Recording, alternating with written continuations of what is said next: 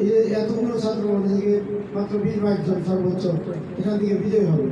এই 20-22 জনের মধ্যে আমরা আবার ফাইনাল পর্ব করবো, ওখানে গিয়ে আবার তারা বিজয় হবে। এইভাবে তোমাকে একের পর এক বাছাই করে ফাইনাল পর্বে নিয়ে যাওয়া হবে। সুতরাং প্রতিযোগিতা দেওয়ার মাধ্যমে তোমার যেতে হবে, না গেলে তোমার খালি আব্দুল্লাহ কেউ চিনবে না। অনেক এক মাদ্রাসা থেকে বলতেছে যে আমি আমার বাচ্চাদেরকে রাগ করে প্রতিযোগিতা দেওয়া না, আর দিব না, না দেওয়ার মধ্যে কোনো ফায়দা নেই। এক ছাত্র বলতেছে যে পড়ালেখা করে কি লাভ, এবার পড়ালেখা না করে কি লাভ, এটা পায় ঠিক কিনা? যারা পড়ালেখা করছে চলে গেছে, যারা পড়ালেখা করছে চলে গেছে না। তো তুমি প্রতিযোগিতা না দিলে তোমার কি লাভ হবে?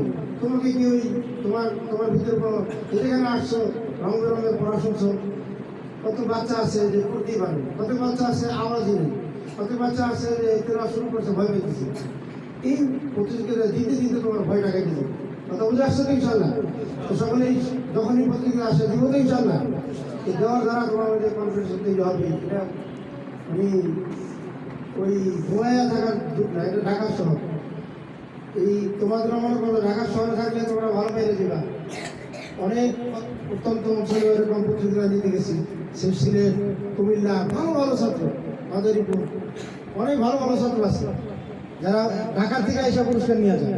সুতরাং ঢাকায় যারা আমরা থাকি ওরা আবার আমাদেরকে ভয় পাচ্ছে, ঢাকার ছাত্র অনেক কিছু পড়ালেখা করতেছে, তো আসলে অথচ ঢাকায় দুর্বল আছে না নেই।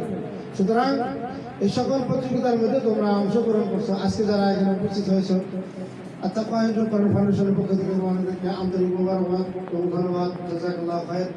আল্লাহ তাআলা তোমাদেরকে জাযা খায়র দান করেন। তোমরা বলো আমিন। এরকম প্রতিযোগিতায় অংশগ্রহণ করবো তো সবাই ইনশাআল্লাহ। সুতরাং নিজেকে আরো তৈরি করতে হবে। আমি আজকে হয়তো ভাই পাইনি, কিন্তু আরেকদিন আরেকদিন চেষ্টা করবো, আবার আরেকদিন চেষ্টা করবো, এরকম চেষ্টা করতে একসময় পেয়ে যাবো। আর যারা আমাদের ওস্তাদরা আসছেন, মেহনত করছেন, কষ্ট করছেন আপনাদের ছাত্রদের নিয়ে, এরকম বিভিন্ন জায়গায় যাবেন, মন খারাপের কিছু নেই। একসাথে পরীক্ষা দিলে সবাইকে ফার্স্ট হয় না, কেউ পাস হবেই হবে, এক জায়গায় না বলে আরেক জায়গায়।